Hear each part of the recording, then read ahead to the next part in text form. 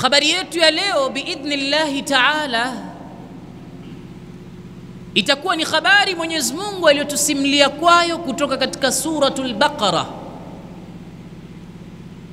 Ni habari ambayo ilijiri baada ya kufa Nabiyullahi Musa alayhi salatu wa azka salam.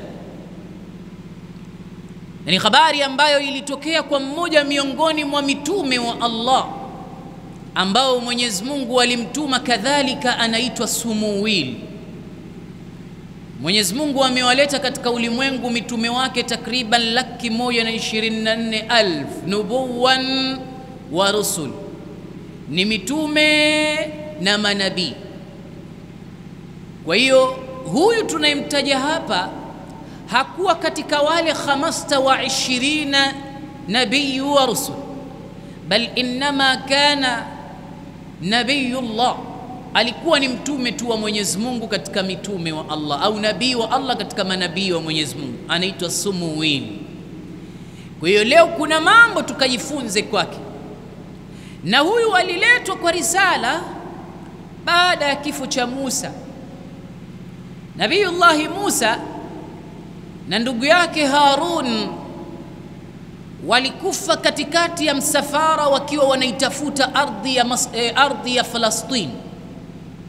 Katika kipindi cha kuwa wanaitafuta ardhi ya Falastini ambayo Mwenyezi Mungu amewaambia ingieni kwenye ardhi ya Falastini, lakini wakaleta hujja zao na mambo yao, Mwenyezi Mungu akawapoteza. Wakawa ni wenye kuitafuta ardhi ya Falastini kwa muda wa miaka 40 bila ya kuweza kuibaini iko wapi ardhi hii.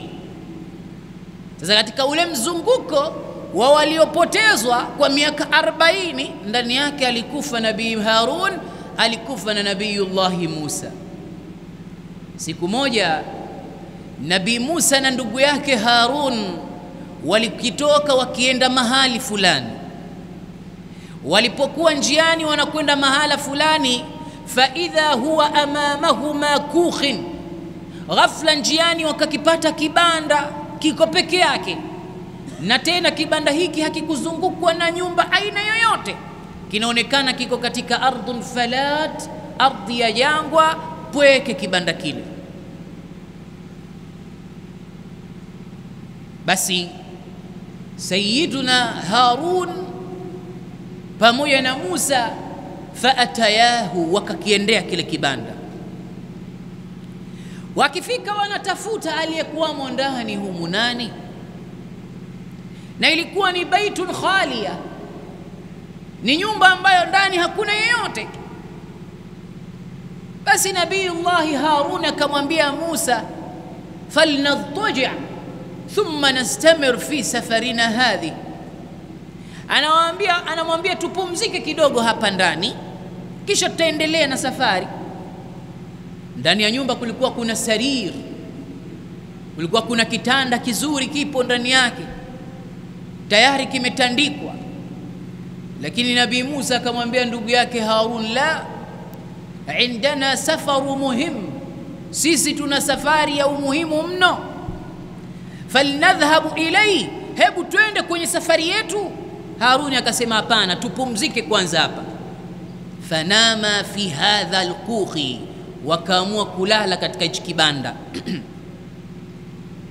Basi wanamka, alijikuta Musa anamka peke yake, anamwamsha ndugu yake Harun, fa idha huwa mat, kumbe Harun ameshakufa. Anamwamsha Harun ameshakufa tayari. Basi Nabii Musa faauha Allahu bihi, Mwenyezi Mungu akampa wahi, akamwambia ya Musa, laqad mata Harun ameshakufa, wa hadha qabruhu, na hilo ndo kaburi lake. Kwa hiyo muache hapo hapo ulipompata amekufa, wewe nenda zako. Basi Nabiyullahi Musa haikumchukua nafsi yake kwenda tena katika safari, farajaa ila ahlihi, akarudi kwa watu wake. Akirudi kwa watu wake, Nabii Musa anaulizwa, aina akhuka Harun, yuko wapi ndugu yako Harun? Na Nabii Harun kwa wana Bani Israili kwa wakati ule alikipendwa mno. Bani Israila walikuwa wanampenda Nabiyullahi Harun akthara min mahabbatihim ila Musa, wakimpenda Nabii Harun zaidi kuliko wanavyompenda Nabii Musa. Wanamuuliza, aina akhuka Harun, yuko wapi ndugu yako Harun? Akawaambia, laqad mat, amekufa Harun. Wakamwambia, la kadhabt, laqad qataltahu, wewe lazima utakuwa umemuua, lazima Musa wewe utakuwa umemuua, tunakujua wewe uliua wewe kule katika Waqibti Masri, lazima Haruni utakuwa umemuua. Akasema, hapana, mimi sijamuua Harun. Fakaifa li bihi, vipi mimi ninaweza nikamuua Harun? Fa innahu huwa akhi wa sadiqin, yeye ndo ndugu yangu mimi na mtu wa karibu wangu. Fakaifa li bihi. Wakamwambia, ya Musa, in kunta in kunta taqulu haqqan wa sidqa, ikiwa unazungumza kweli na wewe ni mkweli juu ya hilo, fa arina Harun, tuonyeshe Harun. Yuko wapi Harun? Basi Nabii Musa akasali akamwambia Mola wake, ya Rabb, ewe Mwenyezi Mungu, fa anzil ilaina kuhi Harun, hebu tuteremshie sisi kile kibanda cha Harun. Basi baada ya muda mchache Mwenyezi Mungu akakileta kile kibanda kutoka kule walipokuwa walikwenda mpaka pale waliko Bani Israil, kibanda kikashuka baina yao. Basi baada ya kushuka kibanda kile, Mwenyezi Mungu fa ahyahu, akampa uhai Nabiyullahi Harun. Nabii Haruni akasimama katoka katika kibanda akamwambia, wallahi ma huwa Musa qatalani bal innama waffani Allah, si Musa aliyeniua, Mwenyezi Mungu ndo tayari ameshaichukua roho yangu. Kwa hiyo pale Bani Israila wakaamini ya kwamba Musa Harun amekufa kweli. Faraja ila ukhihi farafa'ahu Allahu ila as-sama, Nabii Harun akarudi katika kibanda, Mwenyezi Mungu akakiinua kibanda kile mpaka mbinguni. Hakadha kan qad mata Harun, hivi ndivyo ilivyokuwa na hivi ndivyo alivyokufa Nabii Harun. Sasa Nabii Musa naye amekufa vipi? Nabii Musa wakiwa katika rihla yabhathuna Baitul Maqdis, wanaitafuta nyumba tukufu ambayo ni Kaaba, ambayo ni Masjid al-Aqsa. Wakiwa katika rihal za kutembea, Nabii Musa akajiliwa na malakal maut. Akamwambia, ya Musa, jiitu qabidan, nimekuja nimetumwa kuja kuchukua roho yako. Nabii Musa akamwambia, farji ila rabbika fasalhu, nenda kwa Mola wako na umuulize. Musa anamwambia malakal maut, nenda kwa Mola wako kamuulize, hal la yasila Musa ila Baitul Maqdis, hivi Musa hajafika katika Baitul Maqdis? Wa turidu an takhruja ruhahu ila albariha, na unataka kuitoa roho yake kuirejesha kwa Allah, nenda kamuulize. Basi akarudi malakal maut akamuuliza Mola wake. Allah akamwambia, farji ilayhi fasal, nenda kamuulize ya Musa, hal la tuhibbu an tauda ila sadiqika, hivi hutaki kurudi kwa kipenzi wako? Nabii Musa akaja kaulizwa, vipi hutaki kurudi kwa kipenzi chako? Akasema, al'an, kama ni hivyo nataka. Basi roho yake Nabii Musa ikapelekwa kwa Allah subhanahu wa ta'ala, yani akafa. Katika riwaya wanasema alikuja malakal maut, alipofika pale akamuuliza Nabii Musa, nimetumwa Musa kuja kuchukua roho yako. Fawakazahu Musa faqada alai, Nabii Musa aliinua mkono wake akampiga yule malakal maut, akampasua katika sehemu yake ya uso. Basi malakal maut akarudi na mashtaka, ya Rabbi undhur ma alladhi sanaa Musa, ya Rabbi angalia Musa alichonifanya, kampasua katika sehemu yake ya jicho. Subhana malikil quddus. Kwa hiyo toka siku hiyo malakal maut ana alama katika sehemu yake ya uso. Kama unataka kuiona siku ukifa, muangalie pale malakal maut. Aliambiwa ile alama hiya, lakini saa ile tena huna hamu ya kuangalia chochote pale. Allahumma hawwin alaina sakaratul maut, Ya Rabbi, tuepesishie uzito wa uchungu wa umauti. Amin, amin, amin. Basi hivi ndivyo walivyokufa nabii hao, Nabii Musa na Harun. Aliongoza jeshi baada ya Musa, yani aliongoza Bani Israil baada ya Musa, alikuwa anaitwa Yusha ibn Nun. Na Yusha ibn Nun ndiye aliyeingia nao Bani Israil katika ardhi ya Falastini. Kwa hiyo wakaingia wote kwenye ardhi ya Falastini. Kwa hiyo wakakaa pale, fasakanu fiha, wakaishi pale kwa muda wa kuishi mpaka Yusha ibn Nun akafa. Kwa hiyo baada ya Yusha ibn Nun akaja mtume mwingine anaitwa Sumuwil, ambaye ndio huyu tunataka tumsimlie hapa habari zake.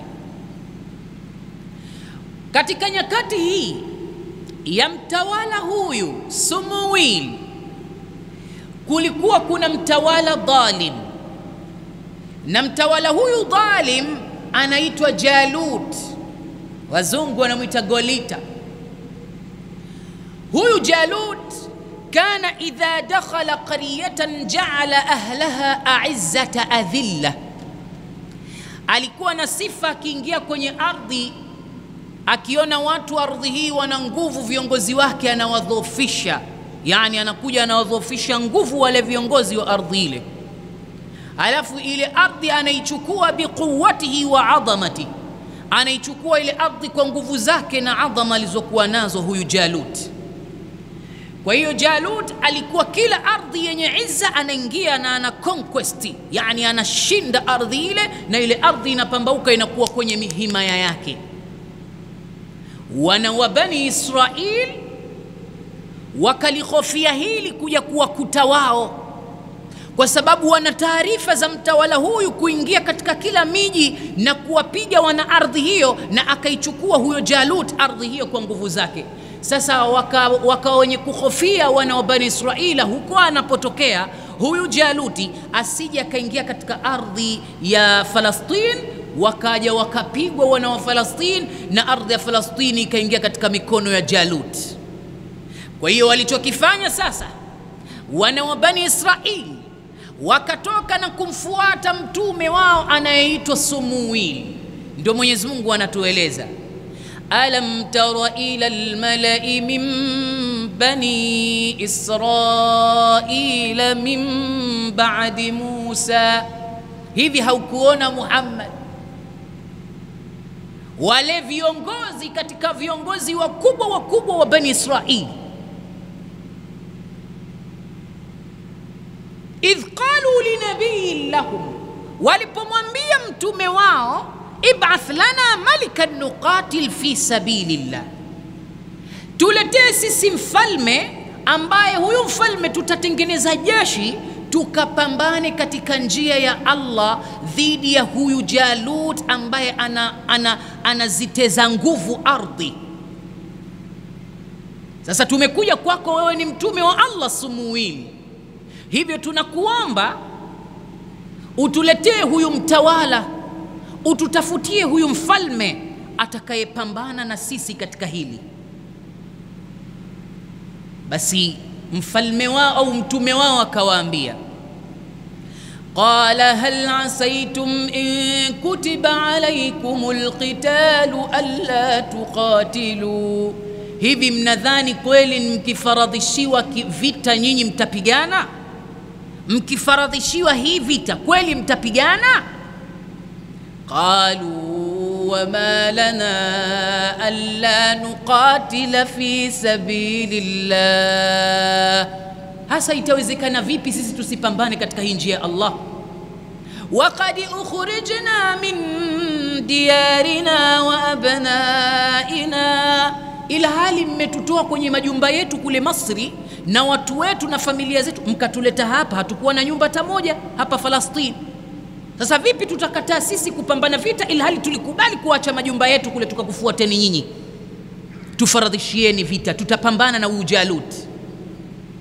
Unajua huyu mtume Sumuwil alikuwa na hofu lisije likatokea kama lile lililotokezea kipindi cha uhai wa Nabii Musa.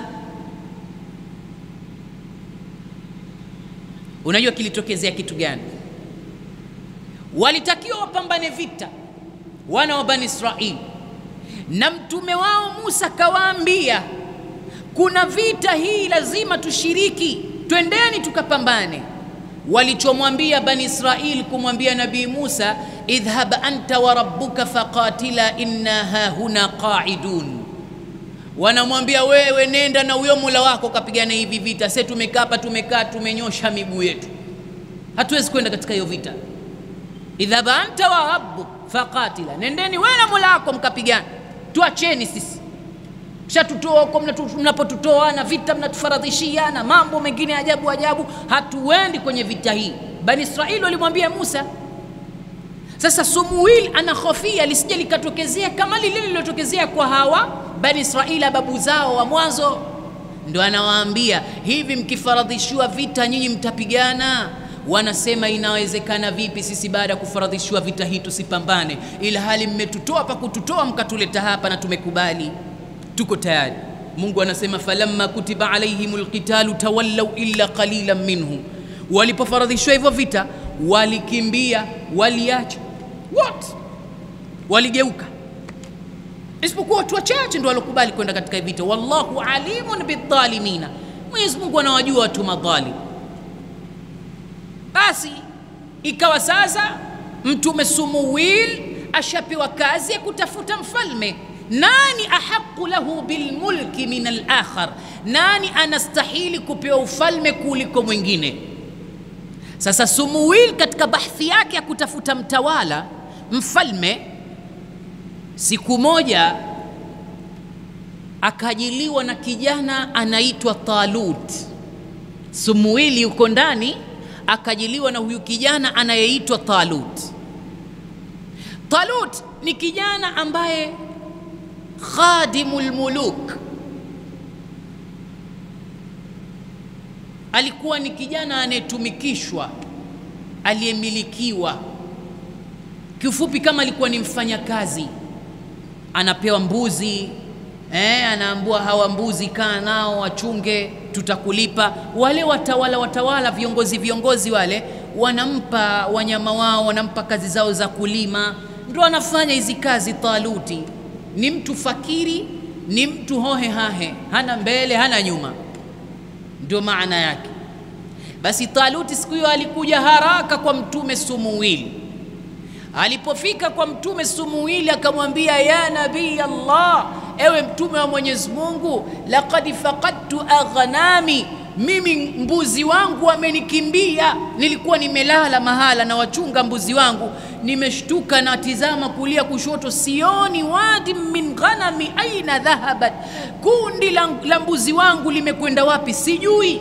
Nimekuja kwako umuombe Allah niongoze walipo mbuzi wangu.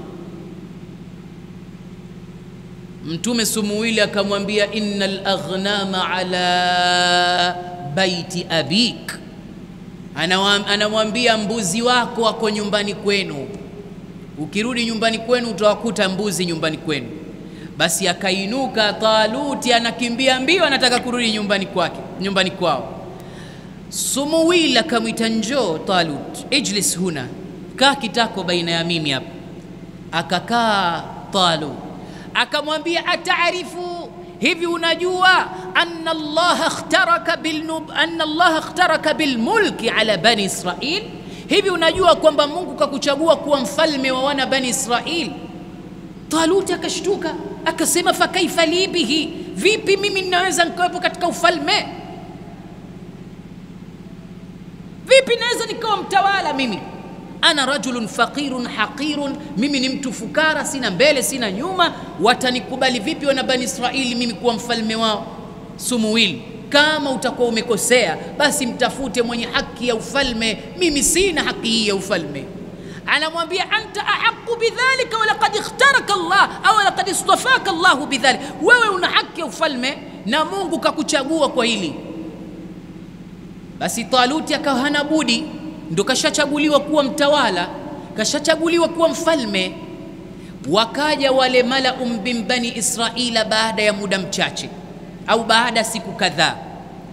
Walipofika wameitishwa kikao na Nabiyullah Sumuil, Sumuwil akawaambia tayari Mwenyezi Mungu kashachagua mfalme. Dhana ya hawa viongozi wa Bani Israil, mtawala atatoka baina ya wao, hii ndo dhana yao kubwa, kwa sababu wao ndo walaihodhi ile Bani Israil na wao ndo viongozi wa Falastina kwa wakati ule. Kwa hiyo dhana zao, utawala utatokea baina ya wao viongozi wenye vyao na hela zao na mamlaka zao. Sasa walipofika kwa Sumuwil, wanamwambia sasa, hebu tuambie, manil mulk, ni nani huyo mfalme? Anawaambia, waqala lahum nabiyuhum inna Allaha qad ba'atha lakum Taluta malika. Sasa mtume wao anawaambia, Mwenyezi Mungu kakuleteeni mtawala, na mtawala huyu anaitwa Talut. Wakashtuka malau min Bani Israil, wale mabwana wa Bani Israila, viongozi wa Bani Israil wote wakaja juu. Qalu anna yakunu lahu almulku alaina, inawezekana vipi huyu Talut akawa ni mfalme wetu sisi? Walam yuta sa'atan min almulk walam yuta sa'atan min almal, yani nahnu ahqqu bilmulki minhu, sisi ndo tuna haki ya kuwa wafalme kumliko yeye. Walam yuta sa'atan min almal, hana hata mali moja, mtu fakiri, hana chochote, anachaguliwa vipi kuwa mtawala wetu? Inawezekana vipi hali hiyo? Mtume wao akawaambia, inna Allaha astafahu alaykum wa zadahu bastatan fil ilmi wal jism. Anawaambia Mola wenu, inna Allaha astafahu, Allah kamchagua yeye, Allah kamchagua yeye, wazadahu bastatan fil ilmi wal jismi, na Mungu kamzidishia yeye, kiwiliwili chake kilikuwa ni cha miraba minne na ilikuwa na elimu. Unajua alivyokuwa Talut ni kijana aliyeshiba. Talut alikuwa ni kijana ambaye ana miraba minne, kama mithili ya wale vijana wanaobeba vyuma wale, ndio alivyokuwa Talut. Si tu hivyo, kaumbika katika maumbile lake lilikuwa kakamavu na zuri mno, bali kadhalika alikuwa ni dhu ilmu, alikuwa na elimu sana Talut kuliko hata watu wengine. Talut alikuwa ana ilmu ya ndani kabisa ambayo hakuna mmoja yeyote katika wana Bani Israila aliyepewa elimu kama hii. Basi anasema, inna Allaha astafahu alaykum wa zadahu bastatan fil ilmi wal jism wallahu yuti mulkahu man yasha. Anawaambia Mungu anampa utawala wake anayemtaka. Mungu anampa utawala anayemtaka. Usione wewe ndio una haki ya kuwa kiongozi halafu ukuchaguliwa akachaguliwa mtu mwingine, basi ujue wewe ndio ulikuwa huna haki ya hiyo nafasi. Aliyewekwa pale ndio alikuwa na haki ya nafasi ile.